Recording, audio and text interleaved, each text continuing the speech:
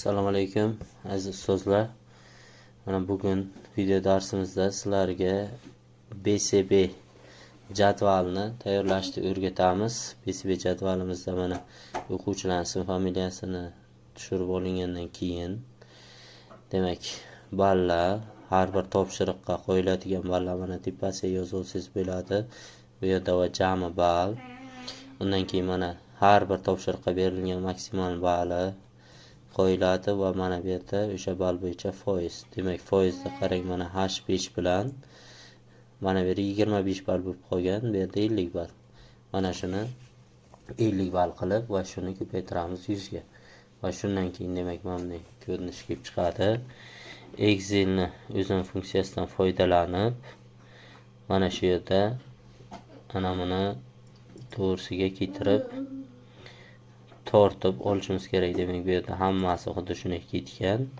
Demak, shundan hozir biz mana tortib hammasini qilamiz va shu bilan mana bu yerdagi formulani har biriga qo'yib chiqadi. Keyin shu bo'yicha o'rtacha ball qo'yish. O'rtacha ball qo'yishda qanday bo'ladi? Demak, mana bu yerda o'zini qo'yilgan sirzinach qilib taxlovsiz ham bo'ladi.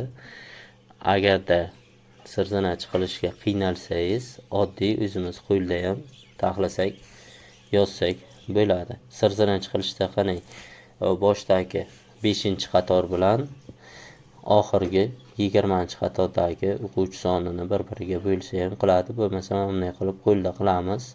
Qo'lda qilishdan nima qilamiz? Demak, har bir o'quvchini ballarini yig'indisini olishimiz kerak. Demak, ana shuni belgilab olamiz va shu yerdan avtosumma knopkasini bosamiz. Avtosumma qilgandan keyin demak bularning jamisini yig'indisini olib beramiz.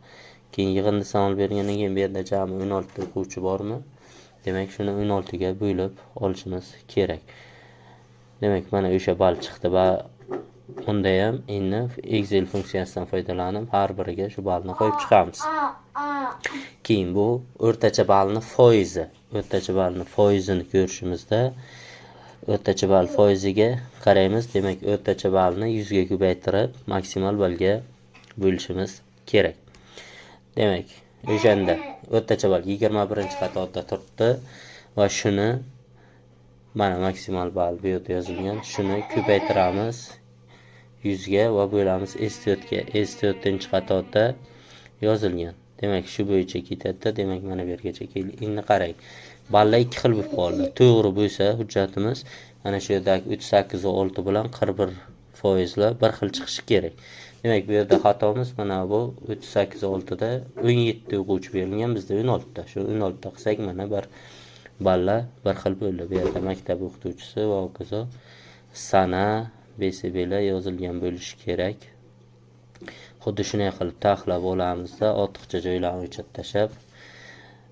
Demak, shu bo'yicha saqlanit qilib olsak bo'ladi. Bu BCB jadvalini tayyorlash. Bunda hech qanday xatolik chiqmaydi. Xuddi shunday videoda ko'rsatilgandek tayyorlasangiz hech qanday xatolik chiqmaydi.